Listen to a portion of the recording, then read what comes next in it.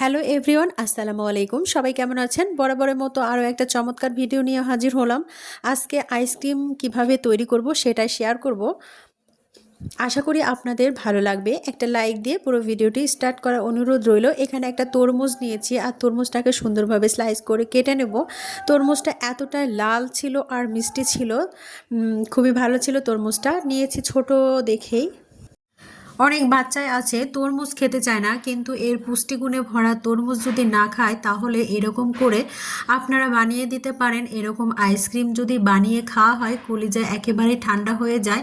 তরমুজটাকে সুন্দরভাবে আমি টুকরো টুকরো করে কেটে নিচ্ছি আর সেই তরমুজ দিয়ে আমি তৈরি করব অসাধারণ একটি আইসক্রিম। অবশ্যই ভিডিওটির সাথেই থাকবেন, পুরো ভিডিওটি স্কিপ করবেন না, ফুল ওয়াচ করে দেখবেন। আর স্কিপ করলে মূল্যবান জিনিসগুলো আপনারা মিস করে যাবেন, আর সেজন্যই পুরো ভিডিওটি দেখার অনুরোধ রইল। সুন্দরভাবে তরমুজগুলো আমি এইভাবেই কেটে নেব আর নিয়ে সুন্দরভাবে আমি আলাদা করে নিচ্ছি কেটে কেটে। তরমুজগুলোকে আমি এভাবে বড় বড় করেই রাখবো, কারণ একদমই টুকরো টুকরো করব না।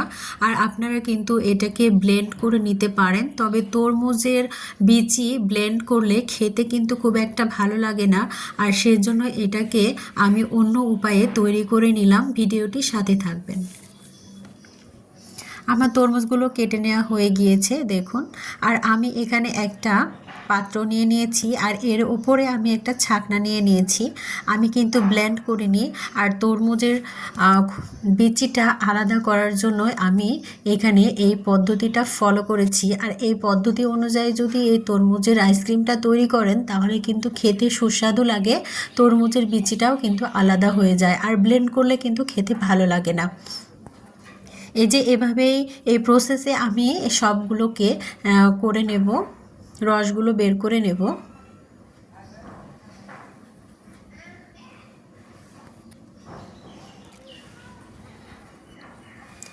এভাবে তরমুজের রসগুলোকে আমি সম্পূর্ণটা বের করে নিয়ে ফিরে আসছি। ছোট একটা তরমুজের অনেকগুলো রস বের হয়েছে আর আমি সম্পূর্ণটা তরমুজেরই রস বের করে নিয়েছি। আমার রস বের করা হয়ে গিয়েছে দেখুন, অনেকগুলো হয়েছে আর একদম লাল টকটকে। চুলায় আমি একটা পাত্র বসিয়ে দিলাম আর সেখানে আমি তরমুজের রসটা ঢেলে দেব। চুলাটা অন করে দিলাম আর তরমুজের বাটিতে রস ছিল সেটা আমি এখানে ঢেলে দিলাম, দিয়ে সুন্দরভাবে রান্না করে নেব। আর এটা কিভাবে রান্না করছি প্রতিটা স্টেপ আমি ভিডিওর মাধ্যমে বলে দিয়েছি, সুন্দর করে উপস্থাপন করেছি। অবশ্যই ভিডিওটির সাথেই থাকবেন। এখানে লাগছে কর্নফ্লাওয়ার। কর্নফ্লাওয়ার আমি এখানে দিয়েছি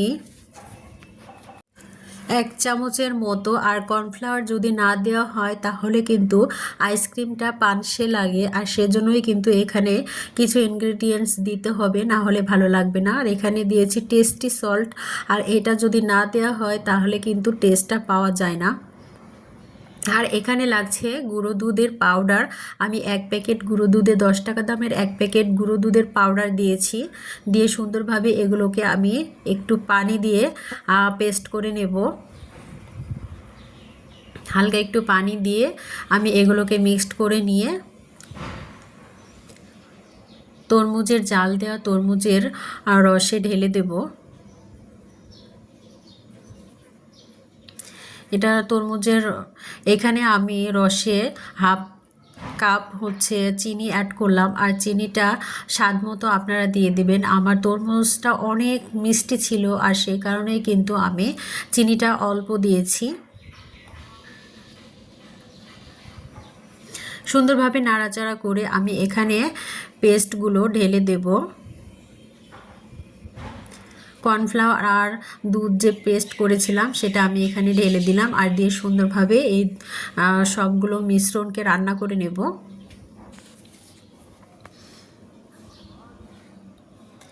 আমার এগুলো রান্না করে নেওয়া হয়ে গেছে। আমি একটা বাটিতে ঢেলে নিচ্ছি আর একটু ঠান্ডা করে নেব, আর সেজন্য আমি বাটিতে ঢেলে নিলাম। একটু ঠান্ডা হওয়ার পরেই আমি এগুলোকে সেট করব।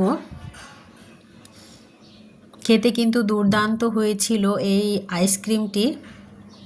এখানে আমি একটা আইসক্রিমের মোল্ড নিয়েছি। আইসক্রিমের মোল্ড বাজারে কিনতে পাওয়া যায়, সেটাই আমি এখানে ব্যবহার করেছি। আর এখানে কয়েকটা কাঠি নিয়েছি। আর আমার কাছে ফয়েল পেপার ছিল না, আমি কিভাবে তৈরি করলাম দেখুন। ঘরোয়া সব কিছু দিয়ে আমি এটা তৈরি করেছি। সুন্দরভাবে আমি এগুলোকে সেট করে দিচ্ছি। হালকা উষুম গরম ছিল, কিন্তু একেবারে ঠান্ডা হয় নাই। সুন্দরভাবে সেট করে দিচ্ছি, একদম ভর্তি করে দিচ্ছি। এতটাই সুস্বাদু হয় এবং পুষ্টিগুণে ভরপুর এই তরমুজের আইসক্রিম কলিজা ঠান্ডা করে। গরমে যদি এরকম তরমুজের আইসক্রিম বাচ্চাদের খাওয়ানো হয় তাহলে তো খুবই মজা করে খায় বাচ্চারা।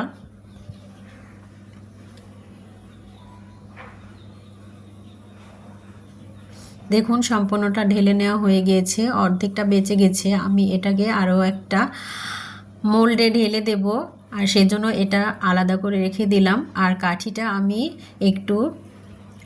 একটা কাগজ নেব, আর কাগজটা দিয়ে আমি এটাকে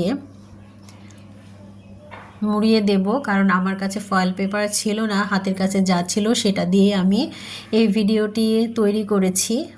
তবে আপনারাও এরকম করতে পারেন। হাতের কাছে কিন্তু অনেক কিছুই থাকে না, তার মধ্যেও কিন্তু অনেক কিছুই খেতে ইচ্ছে করে। আর এরকম করেই বুদ্ধি খাটিয়ে যদি তৈরি করা যায় তাহলে কিন্তু মন্দ হয় না। আমার আইসক্রিমগুলো দেখলেই বুঝতে পারবেন কতটা পারফেক্টলি তৈরি হয়ে গিয়েছে।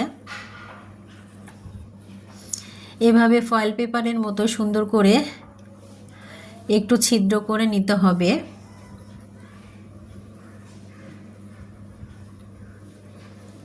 এই তো চাকু দিয়ে আমি এটাকে ছিদ্র করে নিলাম।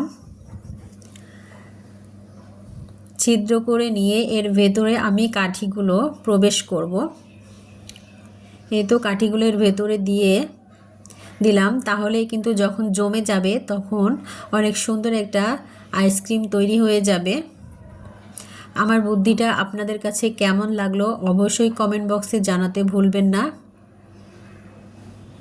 আমার এই স্টেপগুলো ফলো করে যদি এই আইসক্রিমটা তৈরি করেন তাহলে কিন্তু খেতে অনেক সুস্বাদু হয়, বাচ্চারাও কিন্তু অনেক মজা করে খেতে পারে।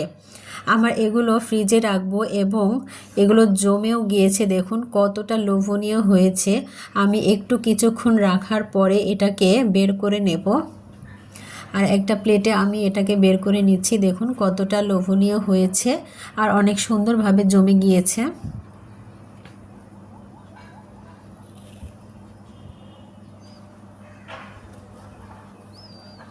কেমন লাগলো আমার এই ভিডিওটি অবশ্যই কমেন্ট বক্সে জানাতে ভুলবেন না। ভিডিওর এই পর্যন্ত যারা চলে এসেছেন একটা লাইক দিতে ভুলে গেছেন, অবশ্যই একটা লাইক দিয়ে পুরো ভিডিওটি স্টার্ট করবেন। এবং যারা নতুন বন্ধুরা আমার ভিডিওতে অবশ্যই চলে এসেছেন তারা অবশ্যই চ্যানেলটি সাবস্ক্রাইব করে পাশে থাকবেন। সবাই সুস্থ থাকবেন। আল্লাহ হাফেজ।